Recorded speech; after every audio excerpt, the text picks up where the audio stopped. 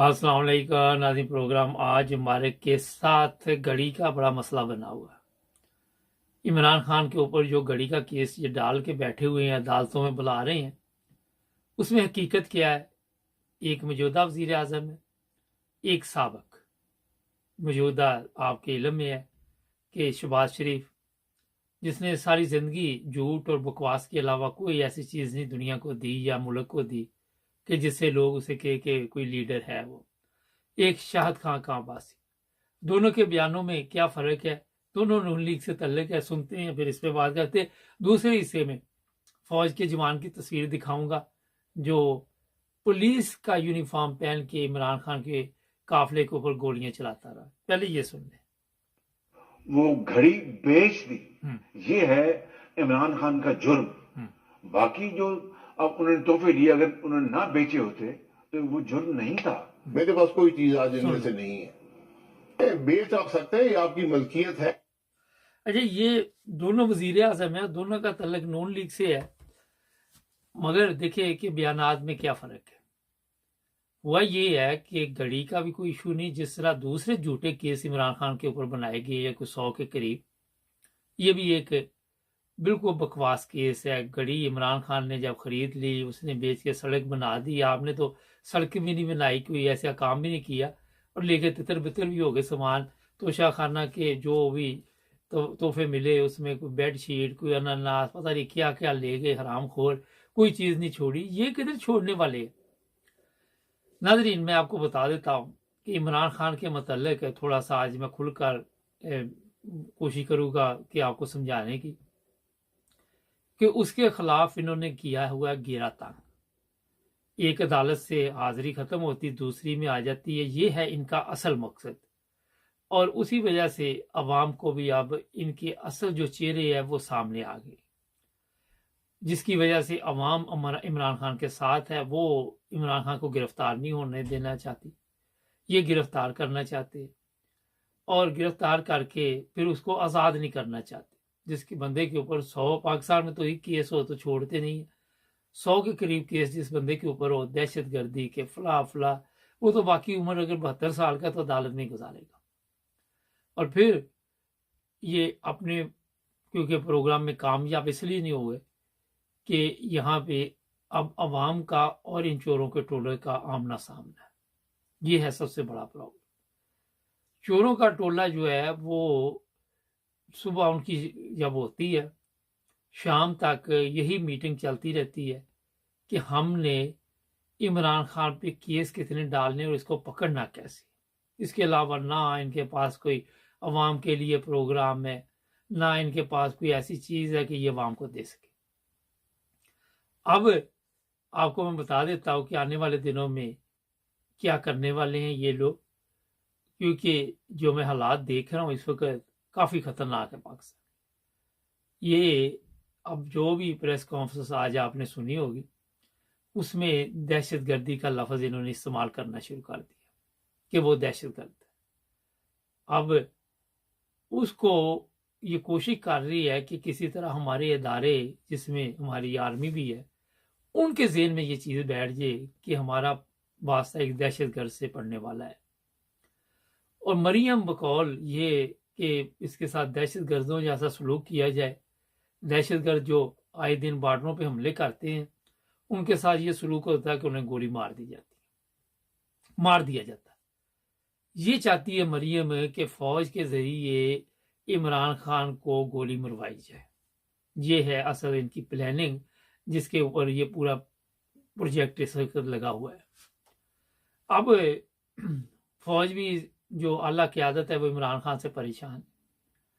परेशानी की वजह से वो ये कदम तो नहीं उठा रहे कि गोली वगैरह के चक्कर में तो नहीं पड़ने वाले। अभी वो चाहते हैं कि हम इसको कोई ऐसे सिस्टम में ला के रास्ते से हटा दें, जिस तरह पिछले 2 दिन पहले जो इस्लामाबाद में इसकी तारीख थी, तो वहाँ पे मैंने बताया कि 22 लोग जो सिविल है, उनकी तस्वीरें सोशल मीडिया पे चल रही हैं, उनके ज़रिए इस रास्ते से हटाना था। एक तरफ ये जो बदनीते लोग हैं, इनका कहना है कि इमरान खान अदालत में पेश नहीं होता। दूसरी तरफ ये वो काम कर रहे हैं अदालतों में, जहाँ पे ये अपने सिविल लोग लेके जाते और उनका पता भी नहीं होता ये कौन है। ये है नामलूम अफराद।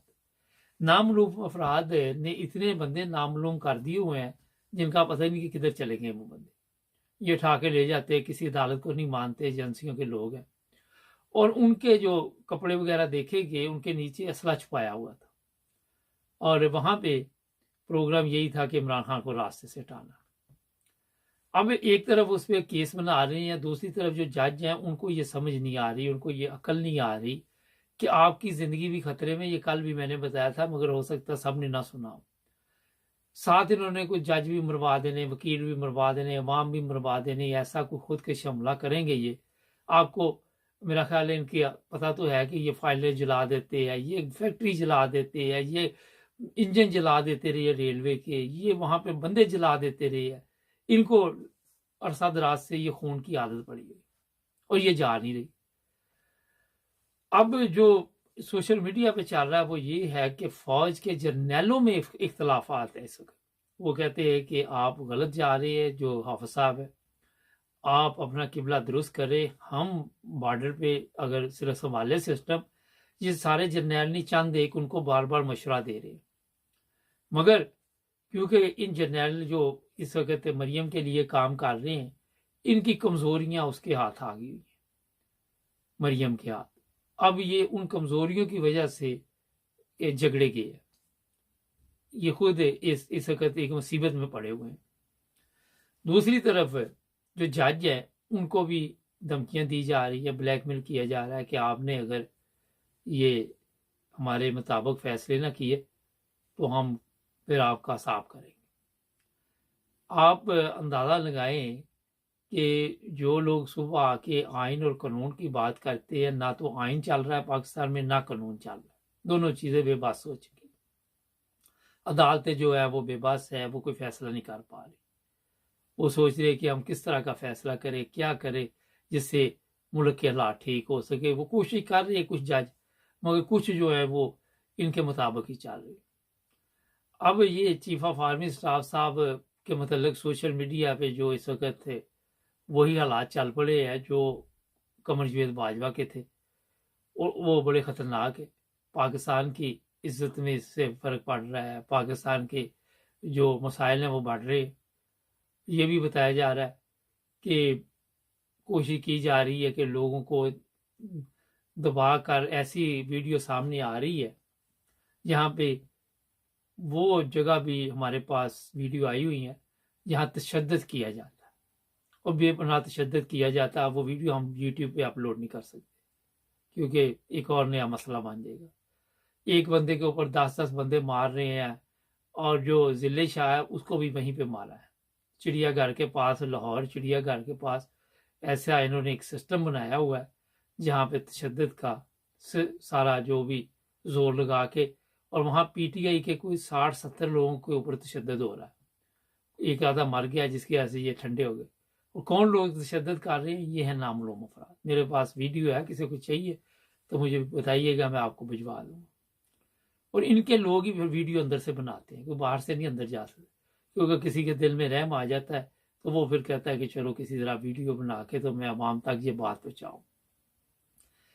आप अंदाजा लगाए, ये नहीं कि हमारी फौज की जो अल्लाह की आदत उसमें अच्छे बंदे नहीं होंगे, ज़ाहिर होंगे तो वो वीडियो आप व्हाट्सएप के जरिए भिजवा रहे हैं जहाँ पे लोगों के ऊपर तशद्दुद किया जा रहा है। और ये मैं बता दूं कि इसमें अभी इजाफा होगा। पीटीआई के कारकुनों पे बहुत तशद्दुद करने का प्रोग्राम में इन्होंने पकड़ दकड़ जो शुरू की हुई है, यही वजह है। रात को वो जो मसरत चीमा उसके घर पे हमला कर दिया, वो भी वीडियो हमारे पास है, और वो 1:30 बजे रात के चले गए। तो ये खतरनाक हालात है। इसमें सिर्फ पुलिस नहीं है, फौज मुलव्वस है। अब एक ब्रेक लेते हैं, फिर वो तस्वीरें मैं दिखाता हूँ आपको। जी नाज़रीन, ब्रेक के बाद आपकी खिदमत दोबारा हाजिर। ये पीछे तस्वीर देखे जनाब, ये बंदा तशद्दुद में सबसे आगे था, पुलिस की वर्दी में था, मगर ये असल में एक फौजी है। सोशल मीडिया से आपको ये तस्वीर मिलेगी और इतनी दफ़ा ये तस्वीर चल रही है कि आप उसका अंदाज़ा नहीं लगा। फिर ऐसी तस्वीरें भी है कि जो जनरल फैसल है, जो लोगों के कपड़े उतारता है, वो मुंह पे हाथ रख के वो भी वहां पे अदालत में फिर रहा है। मैंने आपको कल भी बताया था। ये सबसे पहले मैंने आपको खबर दी थी कि जो फौज के जवान है वो लाहौर में जो जमा पार्क है वहां पे पुलिस की वर्दी पहन के आए हुए, क्योंकि फौज से भी लोग आहिस्ता आहिस्ता नफरत करना शुरू कर रहे हैं और अच्छा नहीं समझते, और इन्होंने बेस बदल ली है। जिस तरह ये गवर्नमेंट जैली तरीके से आई हुई है, ये तरीका वारदात जैली चल रहा है अभी तक। अब हमारी फौज है, उसको क्या जरूरत है कि लोगों पे तशद्दुद करे, लोगों के साथ इस तरह जुल्म करे। एक सोचने वाली बात है। पुलिस को भी नहीं चाहिए, खवातीन वहां लान तान उन पर कर रही है कि आप कश्मीर फतह करने आ गए, आप ये करने आ गए, आप वो करने आ गए। कितनी शर्म की बात है कि आपकी सामने पुलिस वालों के आपकी माएँ बहनें आपको वास्ते दे रही खुदा के कि आप जुल्म ना करें इन लोगों के कहने पे। आपको पता है कि ये जुल्म है, तो आप हाथ रोक लें। आप क्यों वहां जाके लोगों के जो कैंप है वो खाड़ते कि इजाजत नहीं है। वो कैंप की कौन सी इजाजत होती है, मुझे बताइए। कैंप कौन सा उन्होंने पक्की ईंटें लगा लिया, किस चीज की इजाजत है आपसे? ये सोचने की बात। तो ये हमारी पाक फौज को चाहिए कि ये जैली तरीके के साथ वर्दियां पहन के, सोशल मीडिया का दौर है, जो वो 22 बंदर अंदर गए, कितनी दफा वीडियो चल रही है, वो सबकी शक्लें आपकी नजर आ रही। क्यों आप इमरान खान की जान के पीछे पड़े हुए हैं? क्यों आपको ये पाकिस्तान के लिए मुश्किलात पैदा कर रहे हैं? क्यों पाकिस्तान को बांग्लादेश की तरह टुकड़े करना चाहते हैं? कोई खुदा का यार खौफ खाओ, कोई अकल के हाथ, अकल का इस्तेमाल करो। यहाँ पे किसी एक जनरल के पास भी अकल नहीं है, वो एक बंदे के पास भी समझ नहीं है कि वो आपको मशवरा दे, समझाए बैठा के कि यार ये रास्ता ठीक नहीं, हम अपनी कौम पे जुल्म करके अपनी कौम को अपने सामने खड़ा कर रहे हैं। आज ये कौम है तो फौज है, कौम है तो पुलिस है, फौज ये कौम है तो सियासतदान है।